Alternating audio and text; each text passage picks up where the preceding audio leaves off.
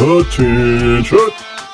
And welcome to the Husker Army Podcast.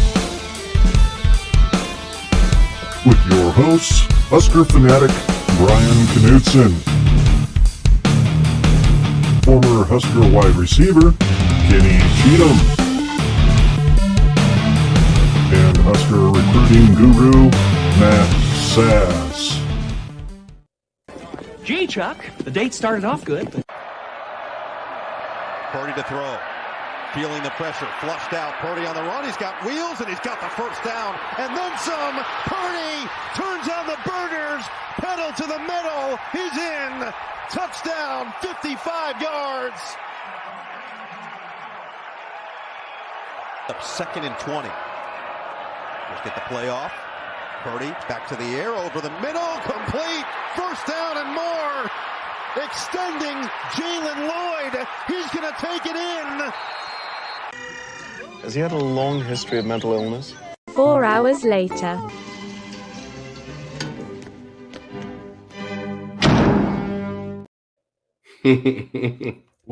What's going on, everybody? Fall in, at attention. You are locked into another episode of the Husker Army Podcast, brought to you by the Husker Army Facebook fan page over on Facebook, headlined by Mr. Matthew Malone. Go check those guys out. Join, great group of folks. I am your host, Brian Knutson. With me, as always, our other host, former Husker wide receiver and national champion, Mr. Kenny Cheatham, a.k.a. KC. For the love of Pete, Kenny, why? I mean, sweet Jesus, dropping it in Madison, 24-17 in overtime. I mean, holy shit, Kenny. It looked great from the jump. And you know what? I was going to wait till toward the end to say this, but I'm going to be the big man here and admit Purdy played a hell of a game. I got to admit, he surprised me, especially on the run. He surprised me with his accuracy. He surprised me with the zip on the ball. It still boils down to me that why the hell wasn't he starting then? I mean, I understand he was injured and everything. The groin injury, that hampers a mobile quarterback hellaciously. But that doesn't tell me anything from like last year and from like what I saw from him in the spring game this year. I saw the same old Purdy, and it wasn't good. I mean, I've not been quiet as to my feelings about him. So when we start to get play like this out of him, I mean, Chubba, I'm sorry. I eat my words. I apologize, man. You did great. And you're going to find out that you did good enough to make something on this show as well. So, man, congratulations, Purdy. It was a great game, but Kenny, damn. Can you hear me? Oh, I got you. Brother. Okay. This looks like I have a slight delay. I mean, put my mic here like I'm an MC about to drop some dope bars. You know what I mean? He played well. He played better than expected. But me personally, I'm not going to throw all the eggs in that basket just off of what we saw against Wisconsin, which I know you aren't either. But he played well. We see how a football game can be played when there's minimal mistakes. Yeah. Only thing with this game, which we'll get more in depth in, is we didn't capitalize and build from the early momentum. Yep. But he played well. He really could have did. Everyone. He could have did some things better, but overall he played okay. He did, and you know it's tough because I put out a tweet. I believe it was after the Maryland game, possibly. It was like a Sunday positive thoughts or something like that, where I said something along the fact of, things are getting better. Things to look forward to was the black shirts are still the black shirts. Alvano is only going to get better. We had 0 penalties or I believe 1 or 2 penalties in 2 games. And it seemed like all that shit just came back to bite us in the ass because Alvano missed what would have ended up being the tying field goal, would have been the game-winning field goal. We had more penalties. We only had the 1 turnover, which was the interception on the final play of the game. So I kind of like to throw that out, even though it stays in the stat book. Right. And then the black shirts. What the hell? Giving up 316 total yards isn't horrible for a defense, but when you give up 156 on the ground, and I believe we were number 1 in the Big Ten for rushing defense. So what the hell? Or maybe it was number 4. Maybe it was number 4. I could be wrong.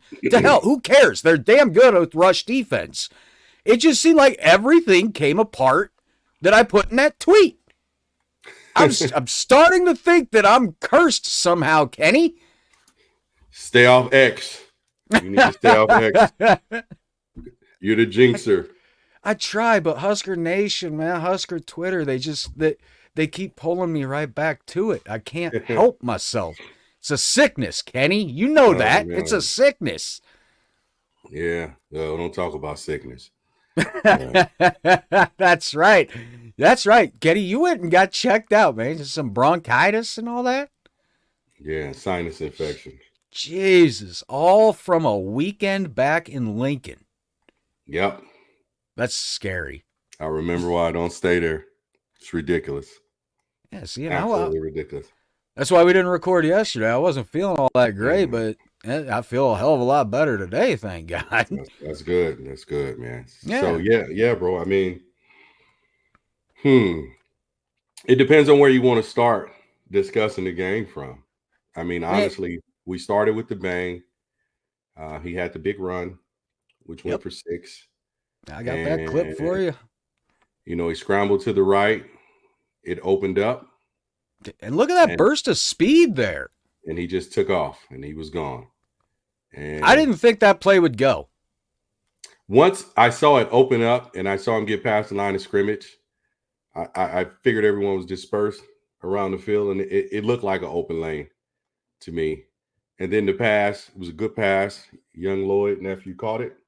Oh, yeah. Bounced off the one, shook the other guy, went left, and ran it in for a touchdown. So we just didn't capitalize and build on the momentum in the second quarter from that. It was like we just went absolutely stagnant as an offense, and we were leaning a little bit on our defense on that side of the ball. We had no more big runs. I think he didn't have that very many more rushing yards outside of that one. What did he end with rushing? Maybe 60-something yards, a little over 60 yards. I mean, it was like that, and that was it. Here. Yeah, as far as and you're talking about how many yards Purdy had, I'm sure, right? Uh-huh. Well, let's see here. On the ground, well, he ended up over 100. 14 carries, 105 yards. Oh, okay. Okay, so he went over 100. Yep, he showed the burst. I mean, he really did. And then like we just saw in that clip of Jalen Lloyd's touchdown, I mean, great strike by Purdy as well. A hell of a ball. It was, I believe, 2nd and 20. And it was a hell of a strike. Great job holding on by Lloyd, absorbing the hit by the safety. Mm-hmm. And then continuing to get the ball down the field. And a great job by Bullock and company as well, blocking downfield for him. So, we're up 14-0 with like 6 minutes left in the first quarter. And instantly, I mean, I wasn't thinking, all right, this is it. You know, this is going to be no problem. But I'm really thinking, okay, we're going to be all right. My God, we're firing on all cylinders right now. Wisconsin's definitely been down this season. Their defense is banged up, which the announcers told us from the start of the game till the end of the game. I mean, they couldn't stay off that topic. Never mind how banged up we are. Forget all that. But it looked promising. And like I said, like the opening clip said, the date started off good. Mm-hmm. It just didn't end well. It just didn't end well. I mean, when you look at it from that point of view in that perspective, why couldn't we capitalize offensively? What was preventing us from getting it done to score more points? And we were punting, and I it was like, what's going on? You know what I mean? You really sat there and said, what's going on? Why aren't we able to just capitalize? So it was kind of mystifying. And then once you saw them score, you said, okay, here we go. Because we weren't doing anything on the other side of the ball. And you saw what the end result was. Now, you know how I felt about that last couple of seconds of clock management. You know, that last series in this first half there. That, and not only that, in the fourth quarter before we went to overtime. Oh, yep, absolutely. You are correct. You're absolutely correct. Yeah, we were texting back and forth during that. I just, there are certain things in football games that you see when you know something stupid is going to be going to happen, or a team is not going to capitalize, or you just see it. And I'll give you an example. When the Patriots played the Seahawks in the Super Bowl, remember how much time was wasted in that last minute? Yeah. And you were like, why aren't they walking up to the ball? Mm-hmm. Why is there not a sense of urgency? In that last, 50 seconds, there was no sense of urgency. We wasted maybe 30 to 40 seconds. Easily. And then we settled on the field goal. So you wanted to do that and settle on a field goal when our kicker just missed a kick earlier? Yeah. You could have been aggressive, running the ball, quick attacks to the outside, and just say roll. And if you don't have it, throw it out of bounds. But better yet, why not attack the middle? Why not attack the outside on the run? We lollygagged and we wasted and then we barely made it. Yeah. Because of the loft on the ball, we almost blew it there. Yep. So that's that's situational awareness, and that's coaching. Yep. It just didn't make sense to me. And then we settled for a field goal, and we go in overtime, and that first play in overtime lost, a yard or two? Mm-hmm. Game, set, match. That's exactly what I said too. Game, set, match. So that clock management, I don't know. That's why I said, what type of clock management is this? When I wrote that on X, what is this? You just see that stuff. It's like when you see other teams, a professional team, and they lollygag and they slow go and they well, let's leave it in the foot of the kicker, and the kicker misses. Yep. You know what I mean? It's crazy. I watched who was that last year? Someone was up on Auburn and they did the Missouri, I think, and did this last year and did the same exact thing. Let's leave it in the face of the kicker. Let's not be aggressive right here. And the kicker missed. It's amazing. So, but ours made it, went overtime, lost yards. Yeah. That was it. Now we can get on the defense, B. Yeah, I think the last thing I'll say about as far as the clock management goes is, it was a shitty job managing that clock.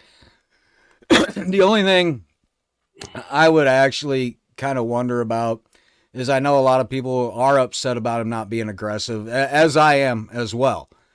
But then we also said the opposite, a lot of us fans, and I'm guilty of it as well, as to why we were being so aggressive at the end of the Maryland game when Purdy threw the interception from the 5-yard line. It was, I don't know. Granted, yes, we were a little bit farther out this time than the 5. I get it. A lot can happen within that 15, 20 to 25-yard range, especially in a pass. It's just, I get where Rule was coming from. I really did.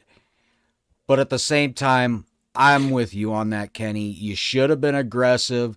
Had Purdy thrown an interception or coughed the ball up, so be it. That's been the story of the whole season. So, I mean, why not let it happen that way instead of going for overtime? Was Emmett Johnson hurt?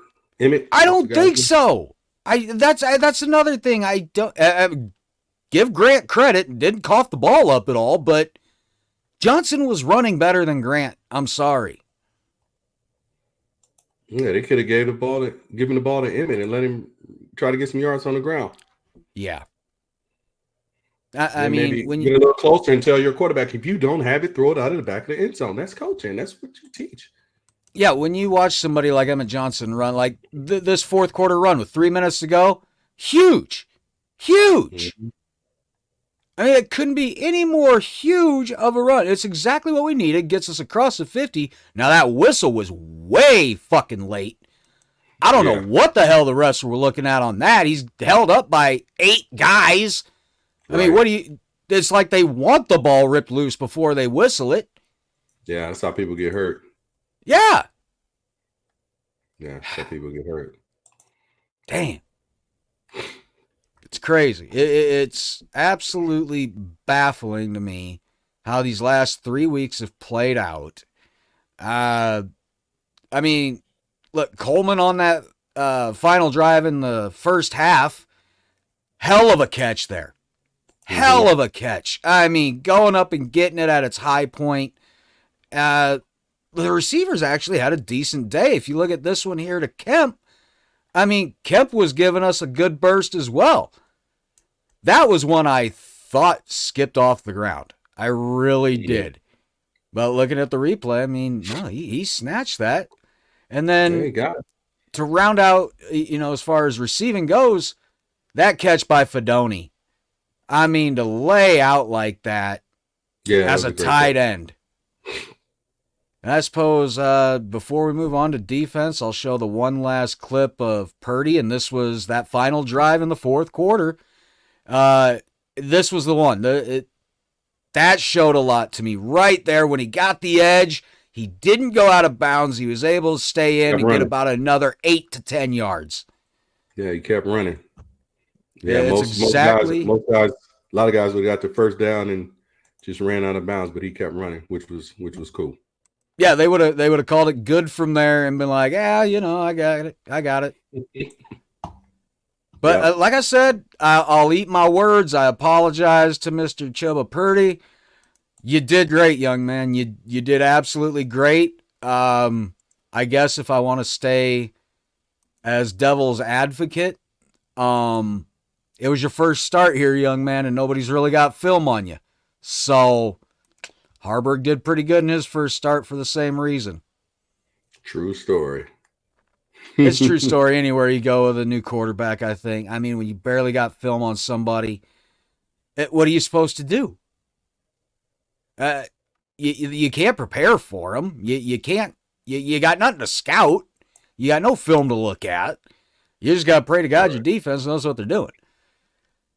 And shit, speaking of defense, oh, God, not the time for them to have an off game. Not the time at all, because they made a struggling Wisconsin offense who has struggled to run the ball the last 3 weeks.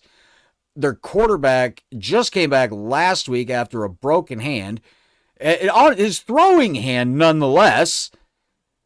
And he's got this huge pad on there that looks like, I don't know, like they cut out a piece from a Nike fitted inner pad legging. I don't know. We made them look good. Like I said, they ran it to a tune of, I think, 156 yards on the ground. So, I don't know, and 160 through the air. This wasn't the worst performance they've had all year by a mile, by any stretch of the imagination. That would probably go to Michigan.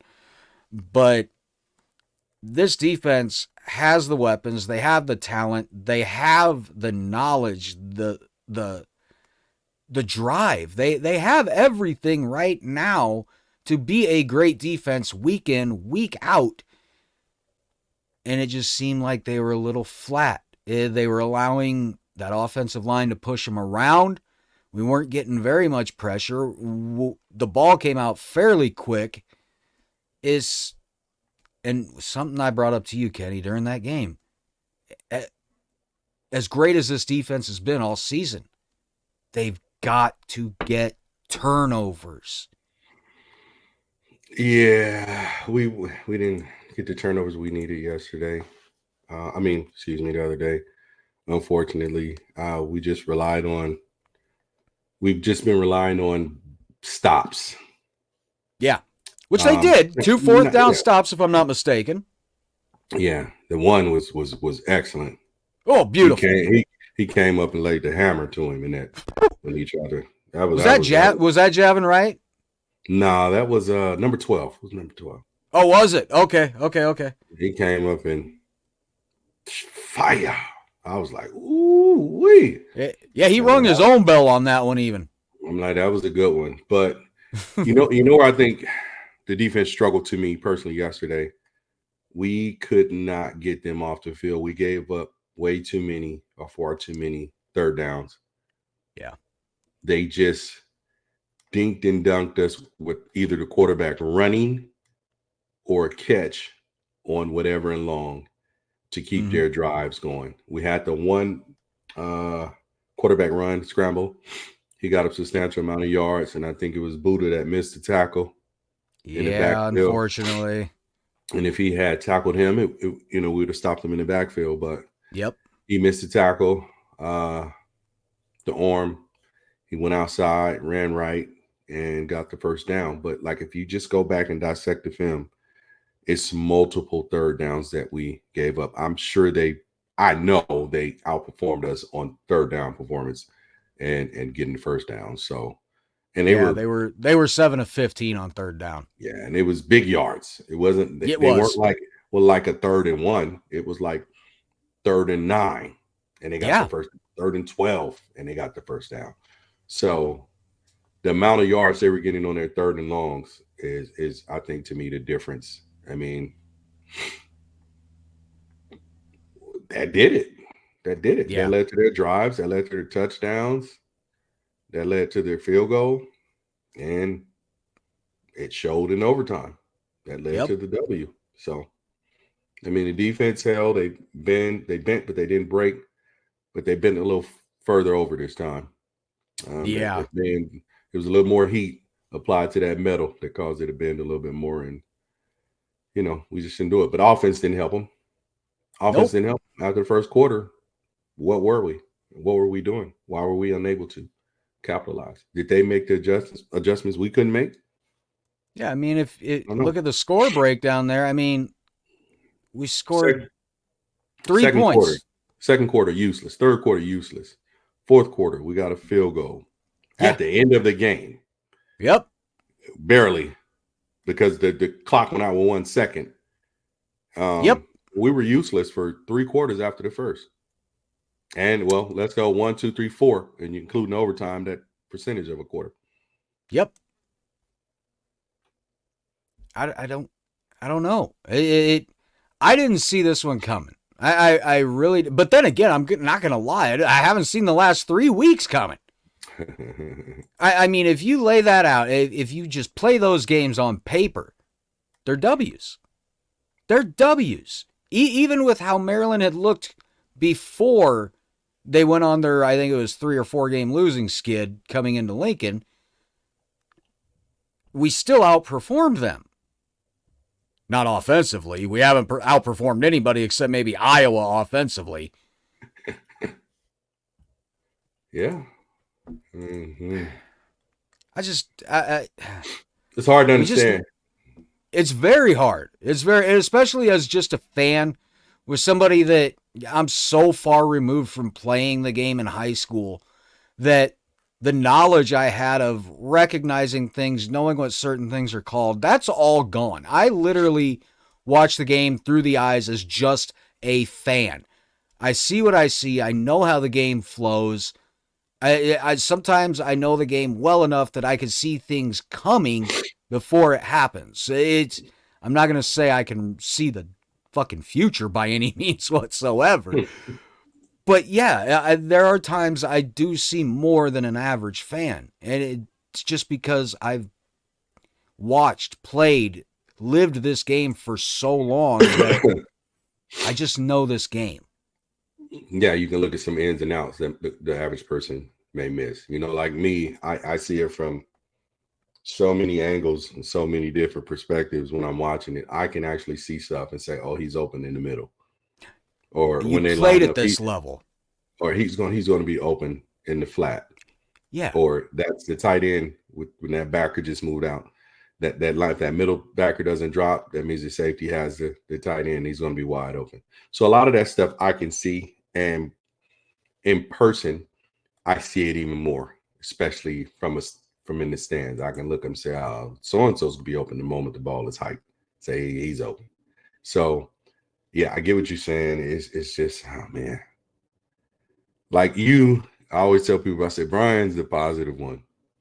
I say I'm more like, yeah, whatever. I gotta You're see the it. realist on the show, man. Yeah, I'm like, I don't want to. I want to see it. I have to see it to believe it, because that way I do it is I don't want to set myself up for disappointment.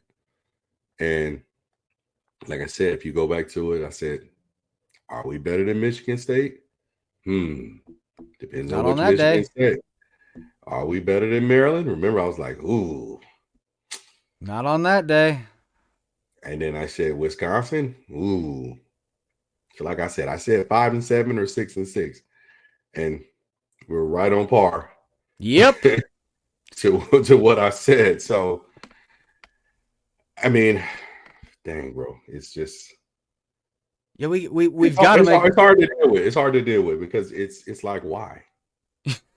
Why can't we get over that? Why can't we get over that? Well, we've got to make a damn bowl game. We've got to, because that's the only way I'm getting Ramir Johnson on the show is to recap a bowl game.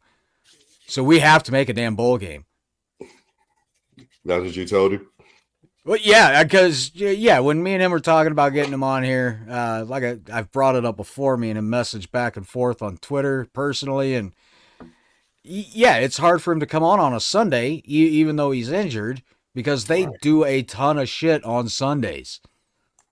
So he just doesn't have the time. Now, if we get to a bowl game, let me re-say that. When we make a bowl game, he's going to have the time, because that's something we can do during the week. It's no problem. Football's over after that. He'll have time. Right, yeah. So please, guys, please. For the first time, we're gonna get through our field generals here in a second, and we're gonna get through some Husker Twitter. For the first time, I'm gonna talk about our upcoming opponent, just because you know what? It's fucking Iowa hate week. Everybody knows how I feel about Iowa. I feel almost exactly the same about Iowa as I feel about Colorado, and everybody knows I hate them with a passion. So, oh, man. So, yeah, as far as recapping the game, it's a Monday. I'll have this out late. I'm sure everybody's recapped this like crazy. I'm sure we're probably saying a lot of the same things. It just sucks. It sucks horribly. And anybody that's listening, I hope at some point when we're talking, you just go, yes, damn it, yes, it's exactly how I feel, or that's exactly what I saw. And yes, I've dropped already a few F-bombs on here, but I fucking agree, all right? After 3 weeks of this shit, I think a few F-bombs are more than well deserved. Fire them out. Sling. Shoot. Man. Just slingshot him like a son of a bitch. All right. Well, yeah. It's rough to deal with. Let's see. As far as our field generals go, like I said, I kind of gave one away at the beginning of the show there.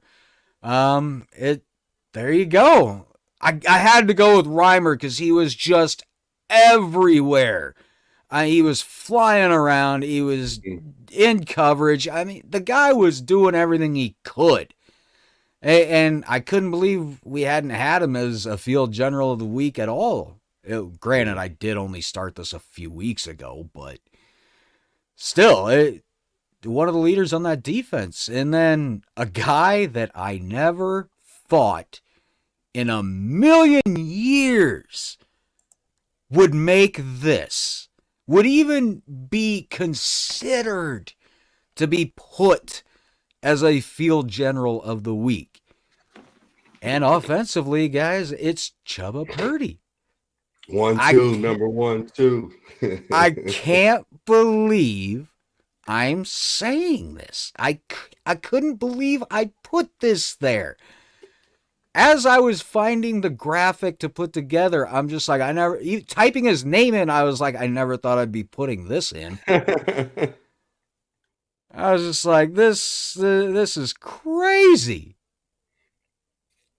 But there you go. That'll be our field generals of the week. I kind of dig the field general thing. I don't know. Got to kind of stay on par with the Army branding thing.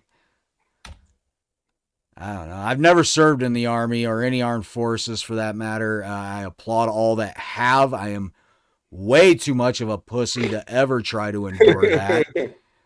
So thank you to everybody that has served and protected this country and fought for everything that we have. But you say, B, you couldn't have done it?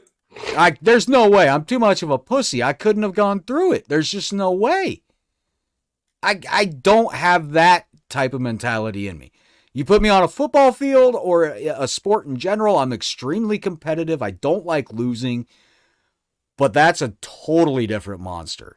That is just something I could never mentally do or therefore probably physically do.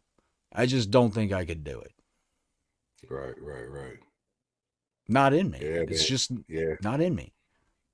I couldn't have dealt with all that waking me up early. I didn't like 2 days. So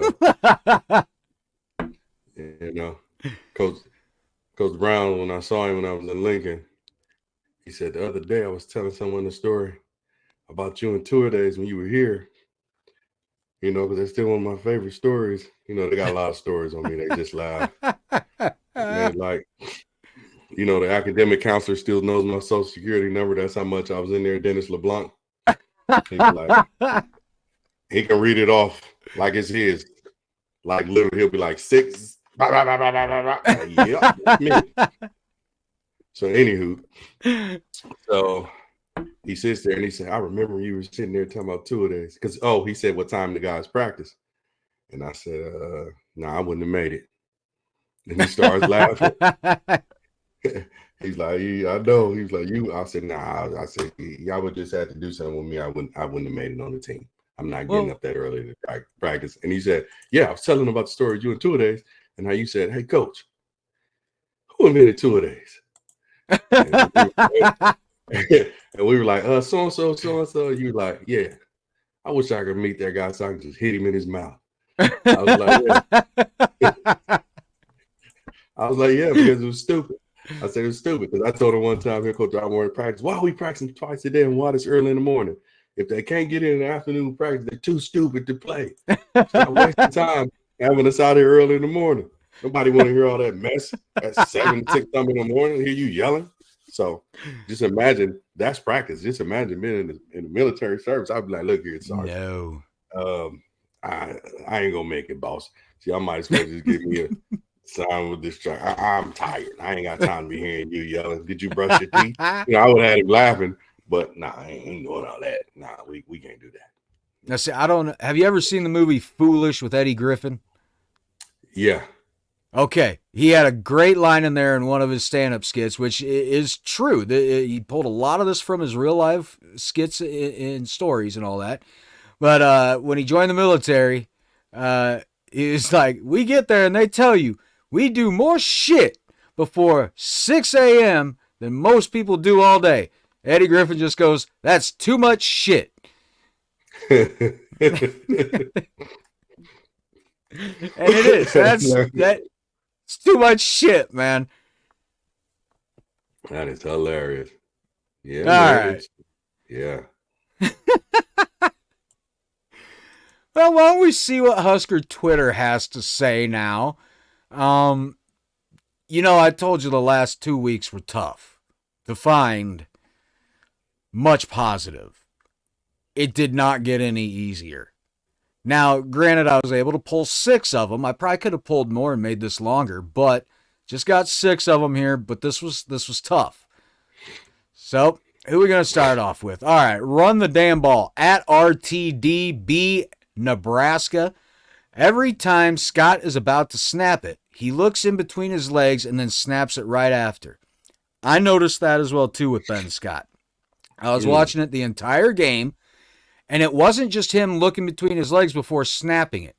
It's with the guard next to him also looking at what the defensive line and the linebackers are giving them, seeing that they're set, and he taps Ben on the arm, and that's when Ben looks between his legs a couple times before snapping it. My issue with that, and I think that's what Run the Damn Ball is bringing up here, is that's giving the they're timing it. As soon as they see him that second time look between his legs, as soon as that head starts to come up, they can time the snap because that's exactly when he's snapping it. Yeah, they can see that. Yeah, I mean, if the average Joe, us, can see that, the defensive coaches have picked up on that. Exactly. And the players have as well. Yeah. Because you notice little ticks in players and what they do when you're going against them. So, yeah, they did it. They'll learn to it. I think that's what Run the Damn Ball was trying to point out there with that tweet because, I was even starting to question it and talk to myself here at home during the game. I'm like, quit doing that. They're timing this. You're literally snapping it as soon as your head comes up the second time. Right. Stop it. They're on it. Yep. Like you said, Kenny, if we're noticing that, there's no way they're not. Exactly. So. Damn shame. Come on, Ben. Be better, man. You've done great all season. Snaps have looked awesome.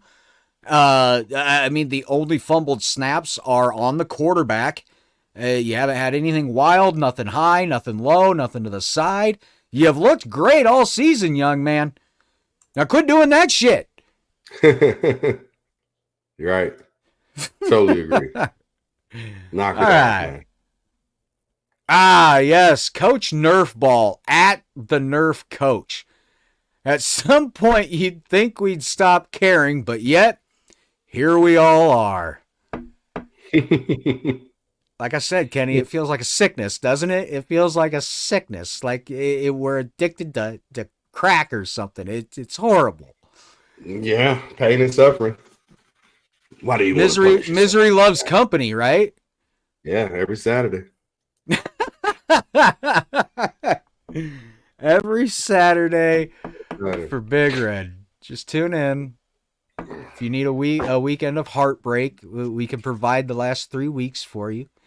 And there's another thing to think about, Kenny. Last 3 games, a loss combined 13 points.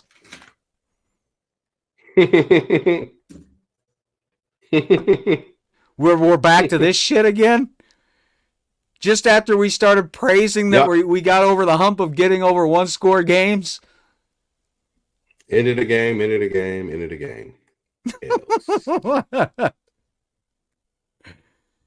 Thanks, amazing, Coach right? Nerf. Yeah. All right. Oh yeah. Yeah, these guys here. Big Red Homestead, formerly, I'm not sure what the formerly back was. I couldn't get in the picture there, but at Big Red Homestead, fans, we are tormented to a degree unknown to the rest of college football. On to Black Friday. It is. It's like, I mean, granted, it's almost the same damn thing that we just saw.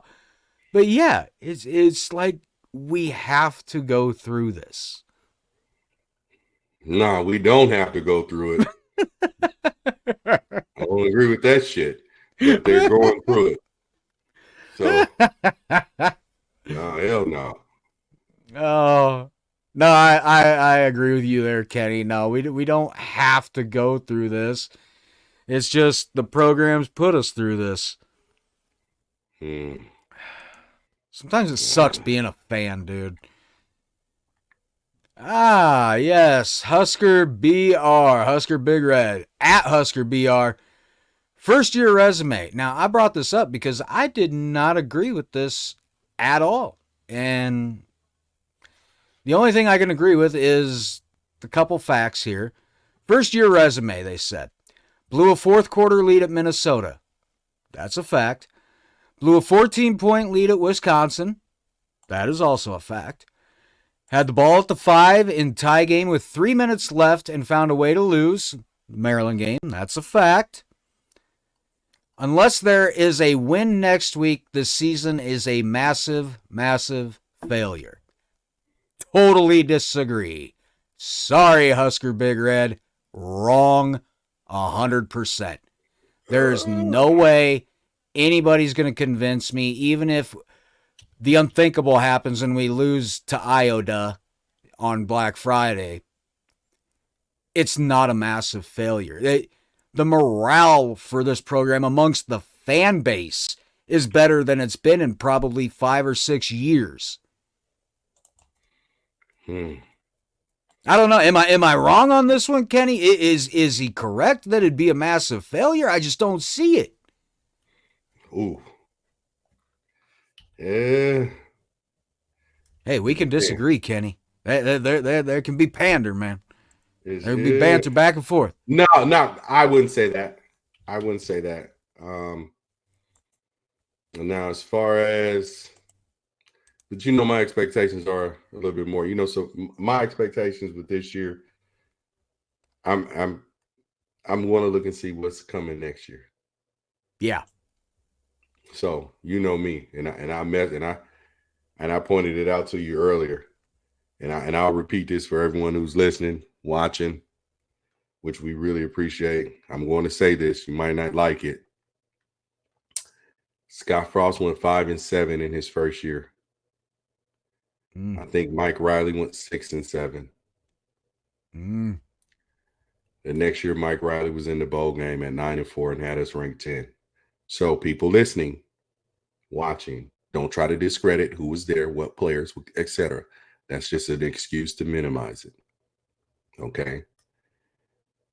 So this year we go 6-7, hopefully get a bowl game. Or 6-6, go to a bowl game, and then, you know, whatever, go from there. Hopefully we win that.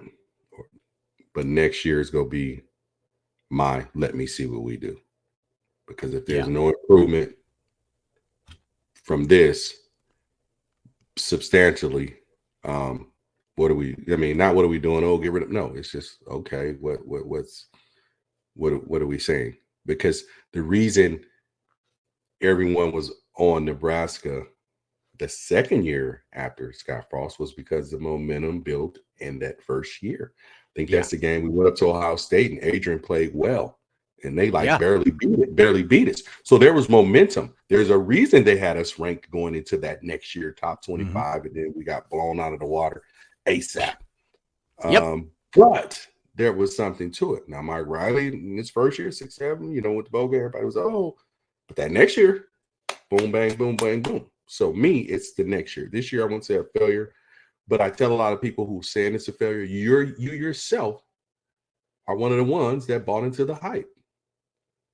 The same hype you're saying, because here's where I laugh and I get, and people say, everything I hear you're saying, I hear people saying about this coach is the same thing I heard about Frost, is the same thing I heard about Coach Riley. He's our guy. He's going to lead us. It's the same exact verbiage. So when I'm sitting there and I'm like, yeah, whatever, understand why. Because like I said, I have all the receipts from the tweets. This is our coach. This is our guy. Coach Riley, this is what we're going to do. And this and that, and this and that, and this and that. Man, okay. And then we got to go. I just went 9-4, and then went 3-7 or whatever. Got to go. The Northern Illinois came. Oh, it's got to go. It's got to go. And Coach Frost, this is our guy. He's going to lead our program. He's going to turn it. He's going to do this. He's going to do that. He's this, that. Heard that too. And then when people said stuff about him, you guys, when somebody or I would make a comment, or other people, you guys would jump on the neck. He's going to lead us. But you're doing the same exact thing with Matt Rule. So for me, I don't believe any of them until they show me differently. You know? And I know Brian loves it, but some of you guys showing on TV, on Twitter and stuff, their speeches, they don't impress me. What are you talking about, dude? That's what I would have said. What are you talking about, homeboy? I mean, really. And when I was in Lincoln, me and Terrell Farley were laughing. Terrell, like, we would have been in the back laughing at what the hell is this dude up there talking about? And I said, you know what? Terrell said, we died. Please, what this dude talking about? So we laughed. I said, yeah. I said, we would all been in the back clowning, cracking jokes like, oh, dude up there tripping. What is he talking about? So someone like me, you gotta do some impressive shit or to make me say, oh, okay. Yeah. Coach Osborne didn't need all of that stuff. He went there, let it. Then when the captains came up, they said what they said. We laughed and chuckled at them. And then went on about our business because we were about our business. You know what I mean? So yeah, I want to see this man do good. Stop pumping up the little stuff. But I know why people do it. It's to give themselves that belief. Yeah. Me, I'm totally different. I'm sitting back like, nah, shit, homie, you got to show me. I want to see what you do. I don't want to hear none of that talking. In the words, as the great Andre Ward told Carl Froch at their face-off, because Carl Froch, if you're a boxing fan, he was an Englander who liked to just run his mouth. And the weigh-in, the great Andre Ward, he was talking, great Andre Ward said, no more talk. No more talk. He was letting him know. So I'm letting you know, no more talk. I don't hear none of that. Whatever, dude. Show me. But me, it's gonna be year 2B. This year is a disappointment. You expect and hope they could have did a little bit more for the transition, but overall, it's not a disappointment. I'm not even go down that train. To me, it's gonna be what transitions second year. Yeah.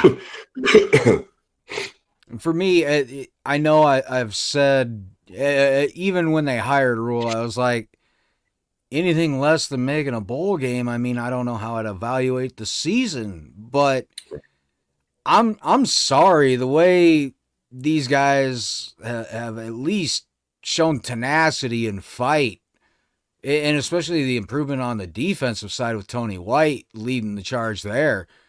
Right. I mean, my God, it's not a massive failure because guess what? Other than one game, we had the chance to win every single game. That is correct. So, but and can't say why, that before. Yeah, and that's why people, when I was on the ticket and they talked about the show and all of that, the Husker Army podcast, and we were talking, and they were talking about the Michigan game.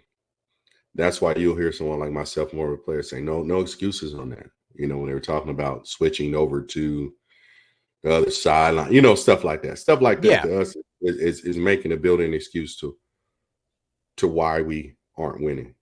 At some point, it doesn't matter what sideline you're standing on.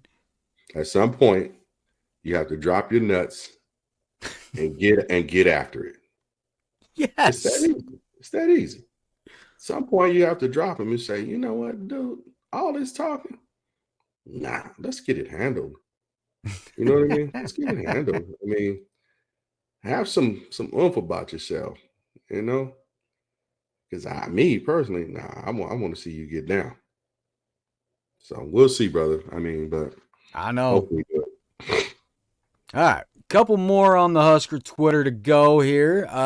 Yes, Andrew Rogers at Andrew Rogers CC. Unpopular opinion. I'm cool with playing it safe. I get time management will get criticized in that moment. But how did playing for the win or aggressive go last week? Take the points. Been saying it all week. Let's play more football. Now, I knew this tweet was coming up, Kenny. That's why I was like, I understood both sides of the management, and that's why I brought up, the devil's advocate part of fans giving Rule and Satterfield shit from the Maryland game of being too aggressive and throwing the pick there. Well, they didn't throw the pick. Purdy did. But then playing a conservative this week against Wisconsin. Damned if you do, damned if you don't for them, I guess, right? Yeah, but they just have to look at the type of aggressiveness that you're using in those situations. I mean, but then it goes back to coaching. If it's not there, throw it out of bounds. Yeah. You have to throw it low and fast, not low, but low enough and fast where it gets out of bounds quick as zip. That's why we almost missed this game, because it was a loft. That second saved us from losing in regulation. Yeah. But how did we get down the field against Maryland? Through that Was it son of a running? bitch. And a little running? Yeah. Emmett had that great run. Purdy had his good run. Both on the final drive. Yeah, but your aggressiveness should be short ahead. So I get what they're saying. But when there's a lackadaisical look to the players lining up, getting the play calling, executing the play, that's coaching. Because you're either stalling on what you're calling. Well, if you get this look and do this. But what do we do? No, you line up, and then don't they have things in their helmet? So if you're gonna do all that, you might as well get in the huddle, get the play, line up, and do it. I want to say they stopped doing that in Okay. college. Because it was ridiculous. I mean, it was just, I was literally sitting there saying, well, what's going on? But no, you be aggressive, but be smart with the aggressive. Aggressive doesn't mean passing the ball. Yeah. Because guess what? When you're running the ball, being aggressive, and I think we had 3 timeouts. You run that ball up the middle. Something can possibly pop. But you're hoping to inch and get closer. You never know what might break. So that was my thing with that. But hey, we'll see, brother. I know. We'll see.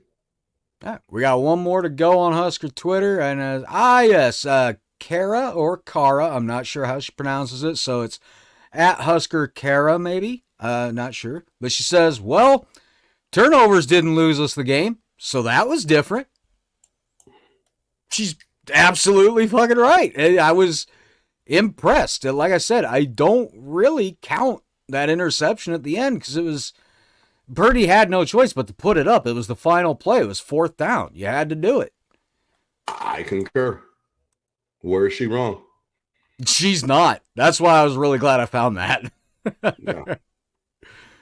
Yeah, turnovers did not lose us this game, but at the same time, it could have won us the game had the defense done what I've been asking for all season, which is just out of everything great that you're doing, it is the one thing other than your 4th down stops that could completely flip a game. Yeah. Irritating. Out of everything they're so good at. Bringing on a new base defense with a 3-3-5, bringing a new defensive coordinator, new position coaches. Everything these guys have gone through to play the way they're playing. Son of a bitch, just get the ball too, would you? Yeah. Damn. It's rough. I know. All right. Well, that's Husker Twitter for pain you, and folks. suffering. It really is. It's never ending, almost, or at least it feels that way at this point. Before we go into just quickly talk about Iowa, I'm not gonna go over anything about what their season's been like, what ours has been like, blah blah blah. Who gives a shit about all that? I wanted to give a shout out to an account on Twitter, Huskers Talk, at Talk Huskers, for making us some very, very sick new looking logos to use for next season. Yeah, man. They didn't make the choice easy at all.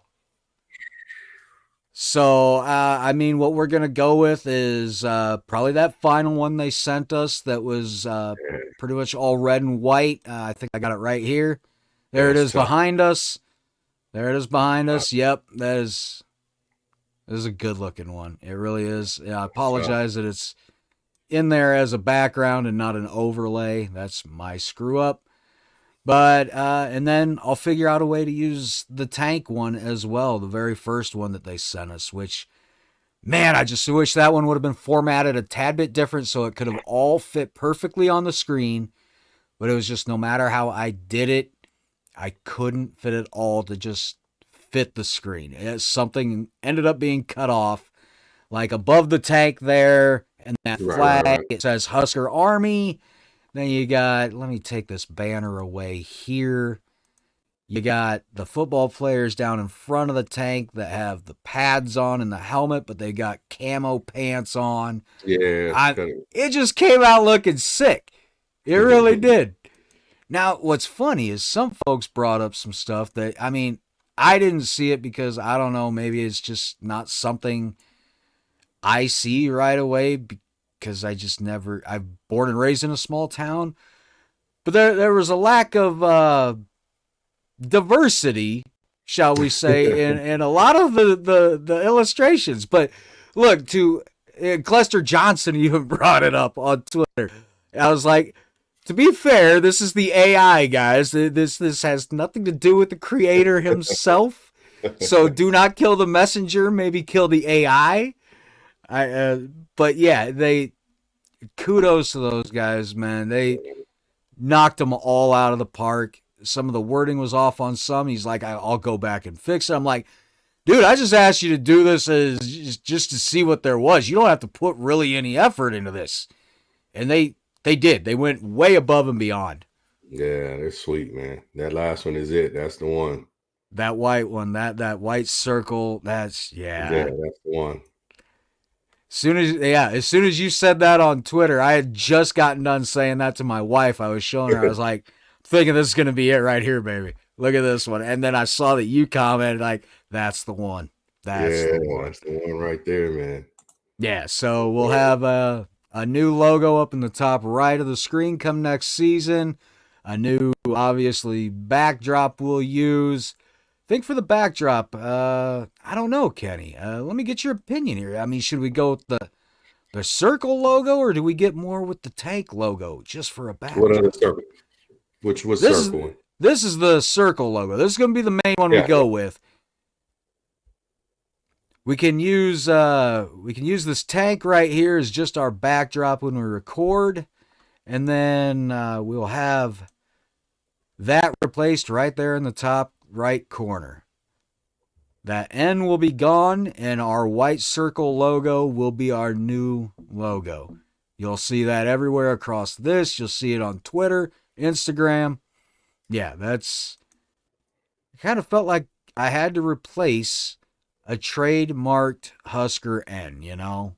Mm-hmm. With the Huskers through it. Granted, we put a little spin on it with Matthew Malone giving us the Husker Army dog tags to use there. So we gave it our own spin, but it just seemed like it was lacking our own pizzazz, our own personality. Lacking our sauce, huh? Thank you. Yes, that's exactly what it was missing. A little bit of hot sauce, a little bit of Tabasco. Yeah, flavor. Let's flavor that sumbitch up a little bit. So yeah, I mean, I gotta give Huskers Talk credit, man. Thank you guys so much. I hope we can repay you in some way down the road. Maybe have you on with us if you're willing.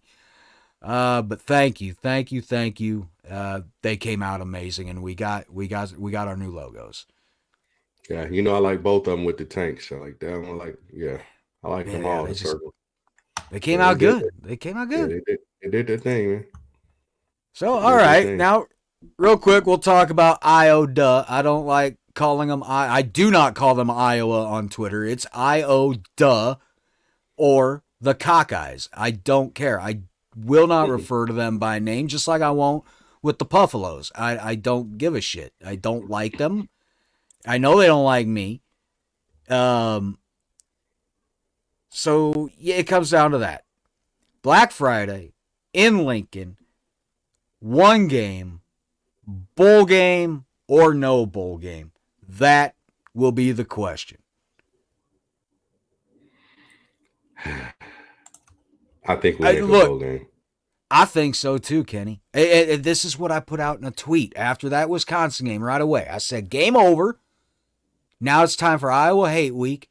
Was this meant to be? Were we supposed to go through these last 3 weeks thinking it's not going to happen? Going into a rivalry game in Lincoln, needing that win for a bowl, beating your rival for that Heroes Trophy, going to a bowl game, all in Lincoln. Yeah. Send the sun out with an L. Wouldn't it be great? I think we have the defense to contain their stagnant offense. But I what think is so. what is our offense going to do to counter that? That's the question. Very true. That's Very true. That's the the thing. Yeah, their quarterback hasn't looked too bad. The last couple games he's played, Hill. I mean, he's a capable passer, more so than what Iowa's had the last 2 seasons, I think, at least. Maybe that 3. one quarterback was terrible. Oh, Jesus. I don't even remember his name, but I think he transferred. Yeah, he was horrible. Petrus, whatever. Yeah. Yeah, he's out of there. But look, it's Iowa's offense. Let's not beat around the bush here. It's not like they're any better than what ours has shown all year long. Right. They've had spurts of games where they've gotten some yards or some points, but it has been no consistent basis. Same as ours. They're literally in the same boat we are, just a different record. Right. Right. But they've capitalized, even though they're in the same position as us, and we fail to capitalize. So, and somebody was saying, I think I saw it on Twitter earlier, that the Vegas odds have us favored. Do they know something we don't? We got to look into that. I don't know. Vegas is rarely wrong, man. Vegas is rarely wrong. We'll see, brother. I know. We were probably favored in the Michigan State game. Ooh. I know we were favored in the Maryland game. We might not have been the favorite in the Wisconsin game. Wisconsin might have been like a 3-point favorite or something. Okay. And that could have just been being in Camp Randall, you know? Right. Senior night. They feeling yeah. good. Yeah. So, well, that's pretty much it. I mean, look, it comes down to Black Friday. Just win flat out. F-bomb after F-bomb, win the fucking game. That's it. That's all I want you to do. Make it 2 in a row against the Cockeyes. That's all I want to see. 2 in a row. I even said when we got that 5th win, I said, if it comes down to having to beat Iowa, I'd rather it didn't. But if it comes down to having to beat Iowa to go bowling, I'm all the fuck in. Totally agree.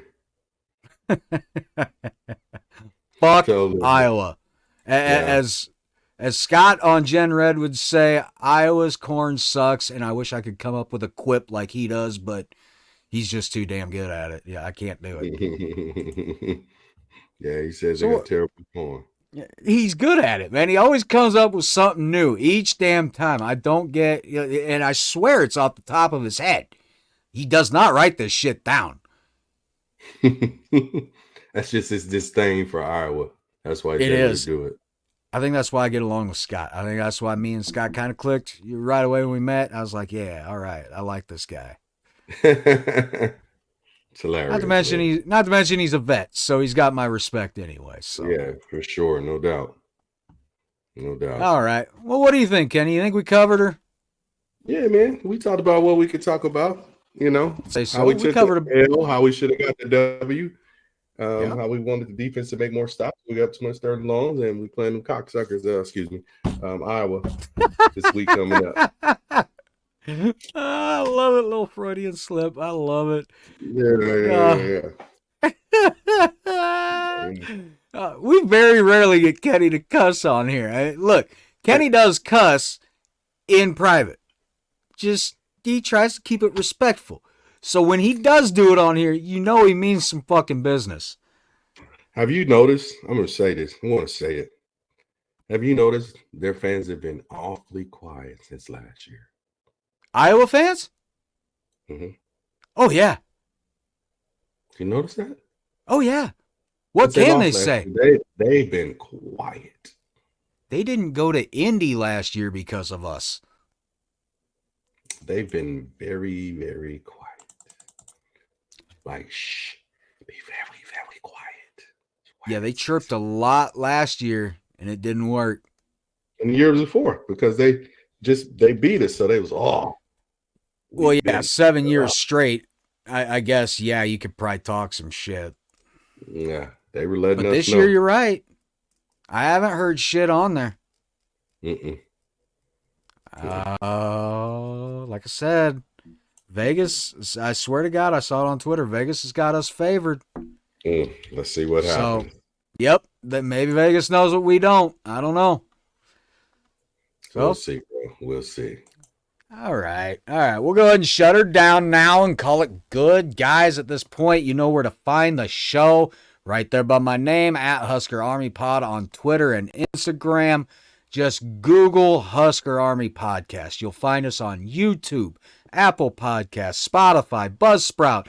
I'm pretty sure there's more audio-only platforms out there. But if you want to see our ugly mugs, if you want to see how we put this together, sort of, you want to see the clips that are in there instead of just hearing it. Because like I said, I don't put sound in there with the highlights from the game when we're talking. Because that's just too distracting. Yep. That way we could talk through the clips. So if you ain't watching on YouTube, you're missing out. You really are. Maybe not looking at my face or this shit I got around me, but you're missing looking at Kenny. You're missing seeing his backdrops. You're missing the football highlight clips from the game. They're in here. So if you get a chance, check us out on YouTube. Give us a subscribe. Give us a like. Turn on that bell notification. You'll know when our videos are up if you're not following on social media. So, for myself, Brian Knudsen, for former Husker wide receiver and national champion, Kenny Cheatham, a.k.a. KC, Husker Army, you know what to do. At ease, you are all dismissed.